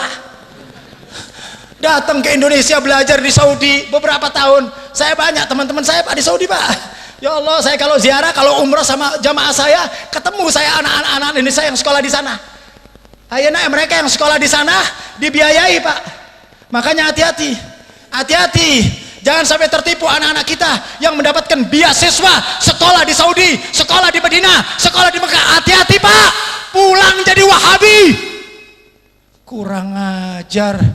Ya Allah, anak-anak kita dicuci otaknya Pak. Anak-anak kita diberangus otaknya, disekolahkan di tempat-tempat Wahabi, kemudian mereka biayai, mereka kasih semua fasilitas hidup, mereka dikasih gaya hidup yang mewah, uang dikasih, tiap bulan dikasih. Apa tujuannya? Agar mereka pulang ke Indonesia, telurkan ajaran ini, ajarkan ke Indonesia bahwasanya orang Indonesia adalah orang ahli khurafat. Ya Allah, ini kalau kita nggak punya benteng ahli sunnah bahaya Pak. Makanya saya sering nasihatkan kepada para pemuda, sekolah, belajar, ngaji di pesantren, ngaji supaya ngerti ilmunya Pak, supaya tahu pahamnya. Kalau enggak Anda akan ditipu sama mereka, sama jenggot teh jidat wae hitam, kalau sojo digosok-gosok kayak celana kayak orang kebanjiran, nggak ada hujan juga diangkat juga. Ya Allah, saya tidak melarang mereka mau pakai jenggotnya sunnah bagus. Orang pakai sunnah pakai diangkat boleh saja, nggak ada masalah. Tapi ketika statement Anda, ketika ucapan Anda tadi di mobil, ketika saya dijemput, saya setelkan beberapa, saya simpan di sini Pak. Di pengajian saya bahas pidato-pidato mereka, baik dari TV, televisi, di mana-mana saja, di Facebook, di YouTube. Terus saya sering berdebat sama mereka. Cuma saya nggak suka tulis-tulisan teh, saya nggak suka, capek. Saya punya kerjaan banyak. Kalau mereka kan pengangguran internasional. Saya sering debat di sini. Kalau saya lagi longgar, saya jawab. Ini bid'ah. Biarkan kami yang tersedikit, asal kami yang terselamat. Wah. luar biasa. Nggak apa-apa kami yang minoritas, tapi kami min ahlil jannah. Wah, kalau lo ahli jannah terus kita di mana?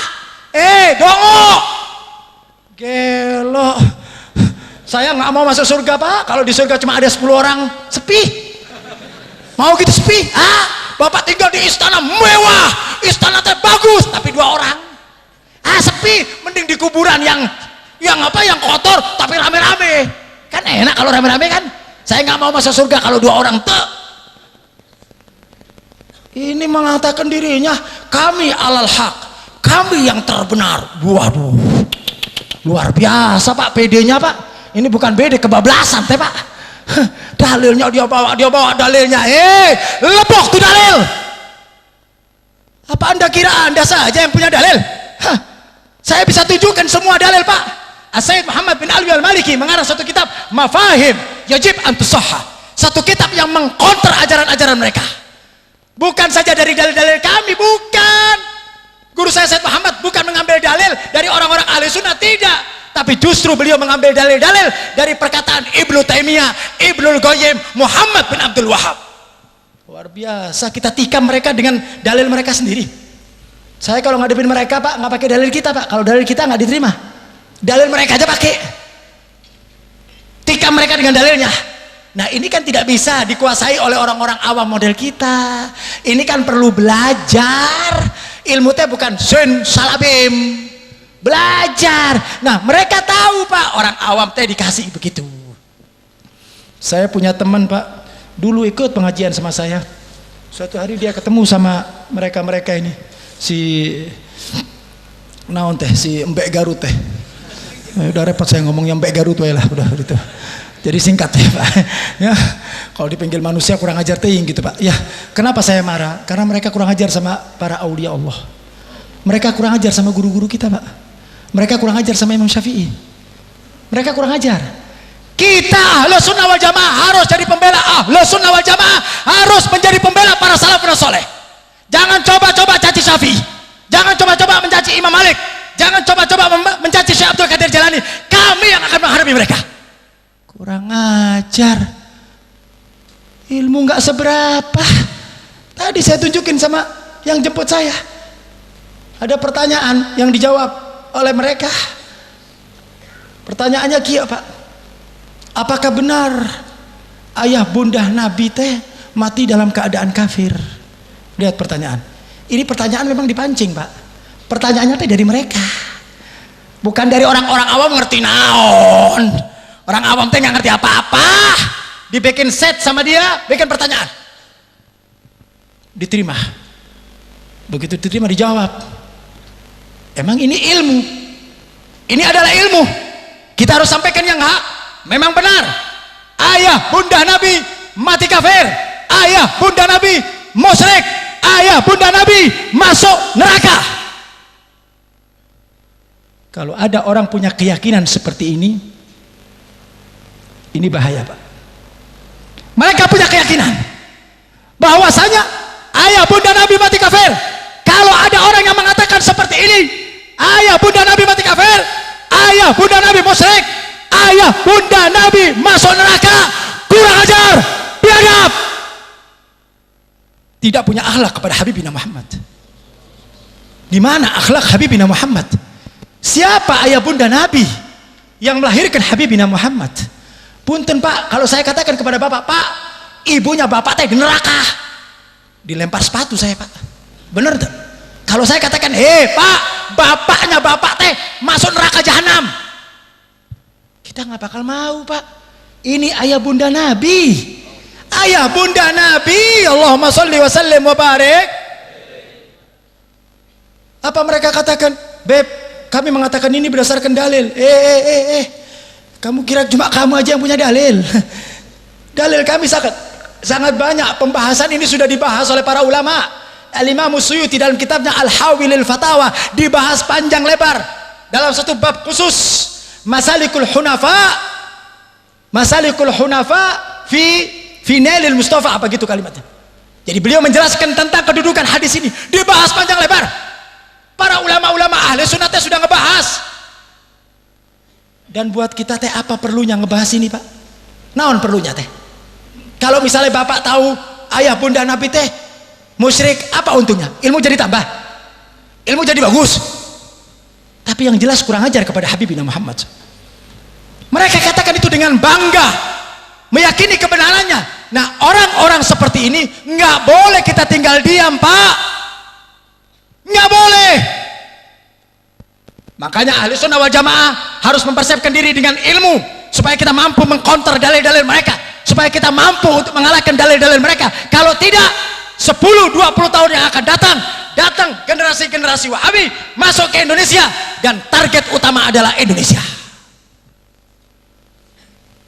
Bahaya, Pak, kalau itu sudah masuk ke Indonesia nanti terjadi kayak di negeri Yaman, di negeri Suriah, di negeri Baghdad. Ketika ahli sunnah jannah ahli sunnahnya sudah sedikit, datang mereka Wahabi, orang-orang Yaman dipotong, disembelih, Pak, dihancurkan. Di Suriah terjadi itu. Kenapa? Ahli sunnah diinjak-injak, ahli sunnah dibunuh, ahli sunnah diperkosa dan lain sebagainya. Sama siapa? Karena mereka meyakini ahli sunnah wal jamaah lebih berbahaya daripada Yahudi.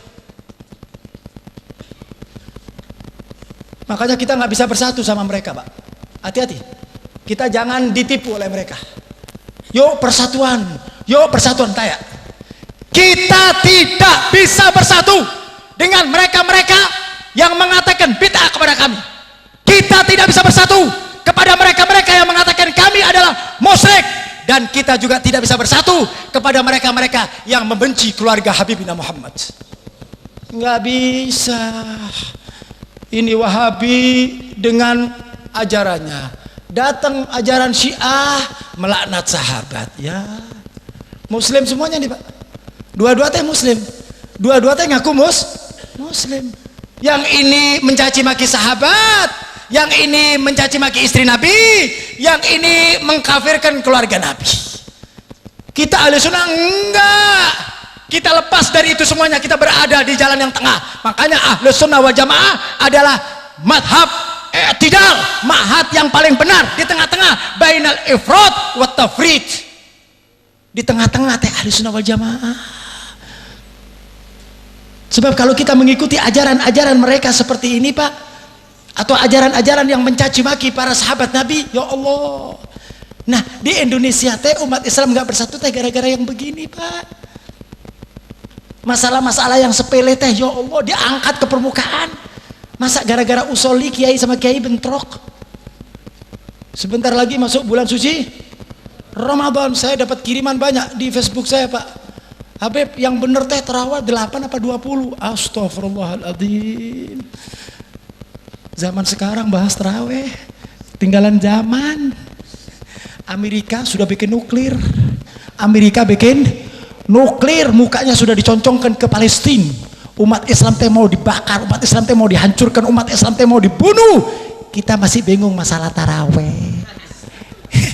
Umat Islam riuh masalah taraweh. Taraweh yang 20 teh bukan taraweh, itu taya dalilna bid'ah. Waduh, kenceng salah. Yang benar teh 8. Buat apa taraweh 20 tapi cepet? Mending 8 tapi lunak. Lah, giliran 20 dicepet-cepetin, giliran yang 8 dilunak-lunain. Buat apa teh taraweh 20 tapi kalau nggak khusyuk? Mending 8 tapi khusyuk. Ya ini kayak ceritanya. Lebih baik pemimpin kafir asal adil, asal nggak korup, daripada pemimpin muslim tapi korup. Nah ini perbandingannya, Pak. Giliran kafir dikasih sifat-sifat yang bagus. Lebih baik pemimpin kafir tapi adil, tapi sayang, nggak korup, daripada pemimpin muslim maling, korup. Tak kurang ajar, Pak. Giliran muslim dibilang korup, giliran kafir dibilang adil-adil. Kan nggak adil. Kalau ambil perbandingan itu milih yang mana? Muslim pemimpin adil, nggak korup, dengan kafir juga tidak korup, milih yang mana? Teh perbandingan begitu, Pak. Ini perbandingannya kan nggak adil namanya, Pak. Giliran 20 teh nggak khusyuk, 20 teh gerusak-gerusuk. Mending yang 8 tapi khusyuk. Lebok teh 8 teh. Saya lagi nyusun kemarin itu, Pak. Ya, mudah-mudahan bisa saya keluarin. Saya akan bawakan dalil orang yang terawih 8 teh. Dalil yang dibawa sama mereka. Dalilnya teh, ya Allah, orang dongo alias goblok. Saya belajar dalilnya dia teh waktu masih di pondok di Malang saya. Itu sudah saya pelajarin teh, dalil itu dalil ecek-ecek teh. Ya Allah, dalil yang sangat rapuh. Dan saya bisa buktikan bahwa yang 20 yang lebih asoh. Tapi saya tidak mengatakan yang 8 nggak sah. Silahkan, yang mau 8 silahkan. Beb saya capek opat silahkan. Beb saya capek 2, enggak. Beb saya capek nggak sholat, enggak. Repot amat saya. Benar tak? Repot amat, itu kan sunnah Pak. Tarawih naon hukumna? Sunnah muakkadah. Yang mau tarawih mangga, yang nggak tarawih kelewatan gitu aja. Jangan dipermasalahkan. Beb, mana yang bagus? Sholat subuh pakai gunut apa yang nggak pakai gunut? Yang nggak sholat subuh yang nggak bagus. Gunut dibahas. Yang mau pakai gunut mangga, yang nggak pakai gunut juga bang. Tapi kami punya dalil Pak. Dalil kami bisa saya pertanggungjawabkan. Dalilnya ahli sunnah wal jamaah qawi, sangat-sangat kuat dan bisa dipertanggungjawabkan. Kita punya argumentasi luar biasa. Tapi karena mereka teh getol terus di setiap forum mereka bicara, ya Allah. Makanya hati-hati. Kalau ada makhluk yang model kieu teh hati-hati Pak. Begitu masuk di daerah kita waspadain Pak. Ini makhluk paling suka yang namanya mik. Makhluk itu paling suka yang namanya mik. Kalau suruh memimpin imam, paling duluan. Megang mik paling hobi, ngomong terus. Yang didoktrin teh orang-orang kita, orang-orang kampung yang nggak ngerti apa-apa teh didoktrin. Akhirnya, bener juga, kan bahaya. Makanya bahaya Pak. Mereka ini jangan diberi kesempatan. Jangan diberi kesempatan. Mereka datang ke tempat kita, usir. Jangan beri kesempatan. Hati-hati, jangan beri kesempatan mereka Pak. Mereka ini vampir Pak. Mereka Dracula Pak. Tapi pura-pura cakep, tapi Dracula. Hati-hati Pak. Kalau begitu mereka menang, hati-hati. Mereka berkuasa, nggak ada lagi majelis model seperti ini Pak. Nggak ada lagi. Pegang omongan saya. Itu adalah misi mereka. Hati-hati Pak. Karena mereka meyakini bahwa yang namanya ziarah kubur teh kafir, ziarah kubur teh musyrik yang harus dibasmi. Nah ini kalau kita nggak bangkit untuk melawan mereka, maka Indonesia dalam bahaya.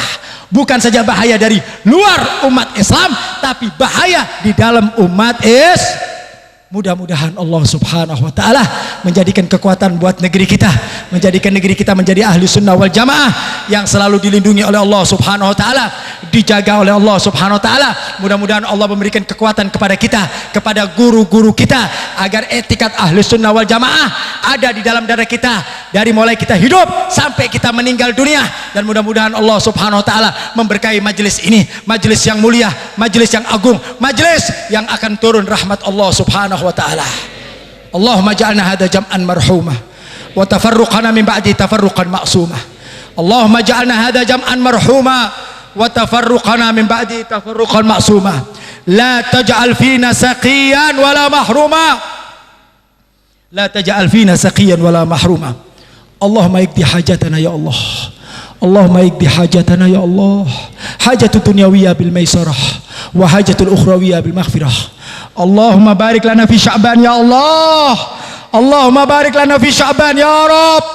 Allahumma barik lana fi Sya'ban ya Allah. Wa ballaghna Ramadan ma'al lutuf wal afiyah. Wa ballaghna Ramadan ma'al lutuf wal afiyah. Sampaikan kami bertemu dengan bulan suci Ramadan dalam keadaan sehat wal afiat, qiyam wal siyam.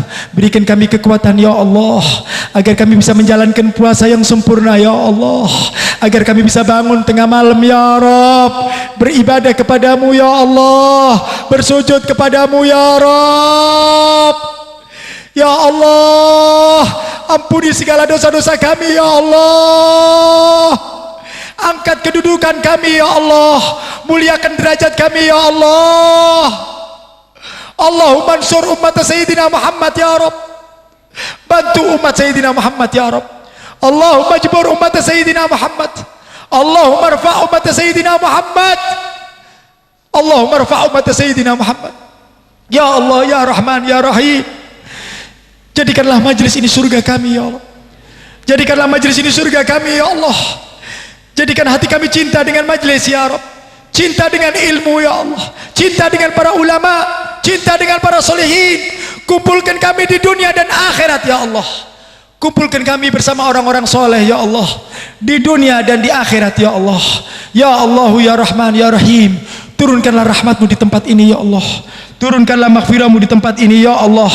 Jangan kau keluarkan kami dari tempat ini ya Rabb, kecuali engkau sudah ampuni dosa-dosa kami ya Allah. Jangan kau keluarkan kami dari tempat ini ya Allah, kecuali engkau sudah ampuni dosa-dosa kami ya Rabb. Dosa kami banyak ya Allah, kami sering maksiat ya Allah, mata kami sering maksiat ya Rabb, mulut kami sering maksiat ya Allah, telinga kami sering maksiat ya Allah. Ampuni dosa-dosa kami ya Rabb, bijaya Habibina Muhammad, bijaya Habibina Muhammad ya Rabb. Ampuni segala dosa-dosa kami ya Rabb, dosa guru-guru kami ya Allah, dosa guru-guru kami ya Rabb, dosa kedua orang tua kami ya Allah, dosa kedua orang tua kami ya Rabb. Orang tua kami yang masih hidup, panjangkan usia mereka ya Allah, yang masih hidup panjangkan usia mereka ya Allah. Beri mereka kesehatan ya Rabb, beri mereka kesehatan ya Allah. Jadikanlah kami anak yang bakti sama orang tua ya Rabb, jadikanlah kami anak yang nurut kepada orang tua ya Allah. Jangan kau jadikan kami anak-anak yang durhaka ya Allah. Jangan kau jadikan kami anak-anak yang selalu membantah atas perintah orang tua kami ya Allah. Kami sadar kami banyak dosa sama ayah bunda kami ya Allah. Kami sering marah sama ibu kami ya Rabb, kami sering membentak kepada ibu kami ya Allah. Ampuni dosa kami ya Allah. Kami yakin ya Rabb, kami tidak akan pernah masuk surga tanpa ada ridho daripada kedua orang tua kami ya Rabb. Orang tua kami adalah kunci surga kami ya Rabb. Ibu kami adalah kunci surga kami ya Rabb. Tapi kami banyak membangkang orang tua kami ya Rabb. Kami banyak menyakiti hati orang tua kami ya Allah. Kami banyak meneteskan air mata orang tua kami ya Rabb. Kami sering mengucapkan kalimat-kalimat yang menyakiti hati orang tua kami ya Allah. Kami sadar itu dosa besar ya Allah. Kami tidak akan bisa masuk surga tanpa ada ridho orang tua kami ya Allah. Jadikanlah kami anak-anak yang taat ya Allah kepada orang tua kami ya Allah, dan jadikanlah anak-anak kami anak-anak yang barul biwalidai ya Rabb. Orang tua kami yang sudah meninggal ya Allah, jadikanlah kuburan mereka raudhah min riyadul jannah. Jadikanlah kuburan mereka raudhah min riyadul jannah. Jangan kau siksa orang tua kami ya Allah, jangan kau adab orang tua kami ya Allah. Jadikanlah kuburan mereka cahaya buat mereka ya Rabb. Jangan kau siksa orang tua kami ya Rabb. Orang tua kami sudah letih dan capek ya Allah. Mereka telah membesarkan kami, mereka telah mendidik kami, mereka telah memberikan kami segalanya ya Rabb. Mereka hidup di dunia banyak capek karena kami ya Allah. Jangan kau siksa orang tua kami ya Allah, jangan kau adab orang tua kami ya Allah, jangan kau hisab orang tua kami ya Rabb. Masukkan mereka dalam surgamu ya Allah ya Rabb. Ya Rabb, kumpulkan orang tua kami dengan Habibina Muhammad. Kumpulkan mereka dengan guru-guru kami ya Allah. Ya Allah, jadikan anak-anak kami ya Rabb taat kepada kedua orang tuanya ya Allah. Jadikan kami anak-anak yang barun biwalidih ya Allah, tunduk dan taat kepada orang tua kami ya Allah. Kami enggak mampu atas siksamu ya Rabb, kami enggak kuat atas siksamu ya Allah. Kami banyak membangkang orang tua kami ya Rabb. Ya Rabb, kami banyak dosa sama orang tua kami ya Rabb. Sampai mereka meninggal dunia ya Allah, kami belum bisa menyenangkan hati orang tua kami ya Allah. Hidup kami selalu menyakiti hati orang tua kami ya Allah. Hidup kami selalu mengganggu hati ibu kami ya Rabb. Kami banyak dosa, kami sering ngebangkang, kami sering tidak taat kepada orang tua kami ya Allah. Bijaya Habibina Muhammad ya Allah, ampuni dosa kami ya Rabb. Kami banyak dosa kepada orang tua kami terutama ya Rabb, kepada ibu kami ya Rabb. Kami tidak pernah menyuapi orang tua kami, kami tidak pernah memandikan orang tua kami tidak pernah menggendong orang tua kami, sementara orang tua kami telah berjasa kepada kami ya Allah. Mereka yang telah melahirkan kami ya Rabb, mereka telah melahirkan kami dalam keadaan susah, mereka melahirkan kami dalam keadaan sakit, mereka menyusui kami, mereka membesarkan kami, mereka mendidik kami, sedangkan kami kebaikan mereka ya Allah. Kami tidak pernah bisa membalas kebaikan orang tua kami ya Allah. Hanya sebuah doa ya Rob. Hanya doa ini yang aku persembahkan buat orang tua kami ya Rob. Jangan kau siksa orang tua kami ya Allah. Jangan kau adab orang tua kami ya Rob. Masukkan mereka dalam surgamu yang paling tinggi ya Allah, bersama Habibina Muhammad ya Allah, fi jannatil firdaus bersama Habibina Muhammad ya Rob. Ya Rob, ya Rob, hada doa wa minkal ijabah. Hada doa wa minkal ijabah. Dengarkan doa kami dan kabulkan ya Allah. Kami datang ke tempat ini dengan berlumuran dosa ya Rob. Kita datang ke majelis ini dengan membawa segudang dosa ya Allah. Tapi Habibina Muhammad berjanji kepada kami ya Rob, siapa mereka yang duduk di majelisnya Nabi Muhammad, berzikir kepada Allah, memuji Nabi Muhammad, mereka tidak keluar dari majelis ini kecuali mereka diampuni dosanya oleh Allah. Ampuni dosa kami ya Rob. Ampuni dosa kami ya Rob. Walaupun kami sadar dosa kami terlalu banyak ya Rob. Mata kami sering maksiat, mulut kami sering maksiat, telinga kami sering maksiat, hati kami kotor, hati kami jorok ya Rob. Kami punya sombong, kami punya hasud, kami punya iri, kami punya suudzon ya Rob. Ya Rob, kami enggak punya amal ya Allah. Kami enggak punya amal ya Rob. Salat kami sedikit ya Rob, zikir kami sedikit ya Rob, baca Quran kami sedikit ya Rob. Tapi kami menginginkan surgamu ya Rob. Kami sadar ya Allah bahwa kami tidak layak masuk surgamu ya Rob, kalau bukan karena rahmatmu ya Rob, kalau bukan karena kebesaranmu ya Rob. Demi Allah kami tidak akan pernah masuk surgamu ya Allah. Bijaya Habibina Muhammad, dengan berkah kekasihmu Habibina Muhammad ya Rob, dengan berkah kekasihmu Habibina Muhammad ya Allah, antastur uyubana wa takshif gurubana wa tufarrij humumana ya Rob. Ya Rob, jauhkan kami dari segala bentuk maksiat ya Allah. Tuntun kami ya Rob, ajarin kami ya Rob, agar kami bisa menjalankan kebaikan ya Allah, agar kami terus berjalan bersama kebaikan ya Allah. Beri kami hidayah ya Rob. Panjangkan usia kami dalam ketaatan kepadamu ya Allah. Berikan kami rezeki yang halal, rezeki yang mudah, rezeki yang gampang, rezeki yang bisa mendekatkan diri kepadamu ya Allah, rezeki yang menjadikan kami dekat dengan Nabi Muhammad ya Allah. Ya Rahman ya Rahim, ya Rahman ya Rahim, irhamna ya Allah. Ya Rob, panggillah kami ya Allah di tempat sucimu Baitul Ka'bah ya Rob. Panggil kami ya Rob, agar kami bisa ziarah ke makam Habibina Muhammad. Ya Allah, panggil kami ya Rob, agar kami bisa bertawaf di rumahmu ya Allah, agar kami bisa bersimpuh di Ka'bah ya Allah, bertemu dengan rumahmu ya Allah, munajat di hadapan rumahmu ya Allah, dan kami bisa berziarah kepada Habibina Muhammad.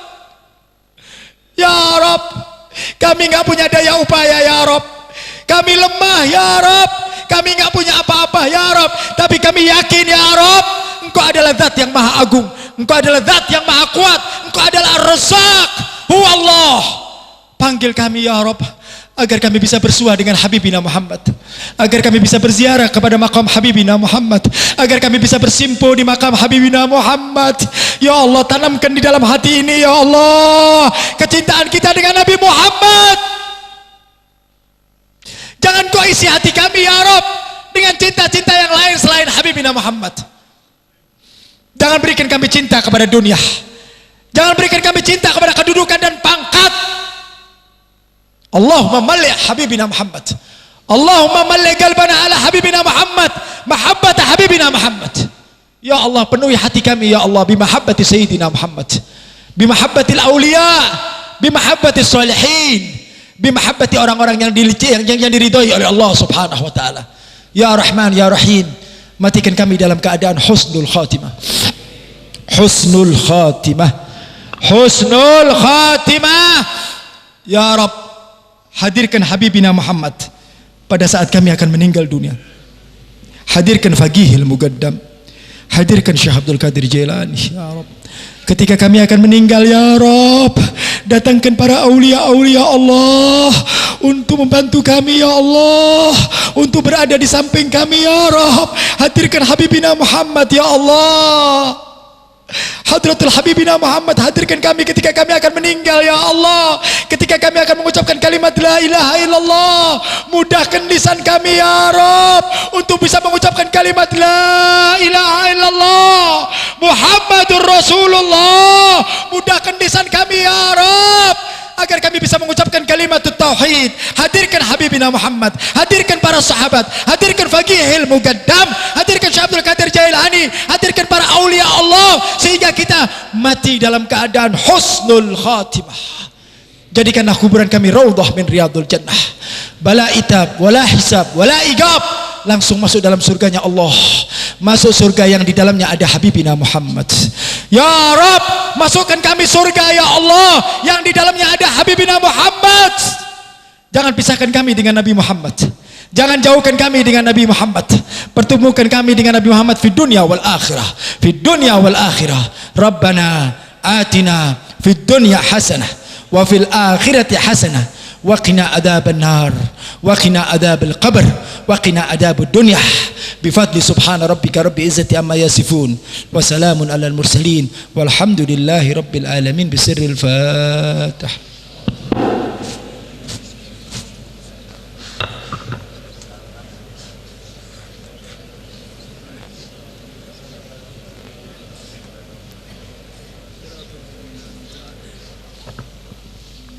Alhamdulillah, itu tadi barangkali apa yang bisa saya sampaikan kepada para jamaah, dan mudah-mudahan manfaat buat diri Habib, manfaat buat kita semuanya, dan mudah-mudahan ilmu yang kita berikan mendapatkan ridhonya Allah Subhanahu wa taala.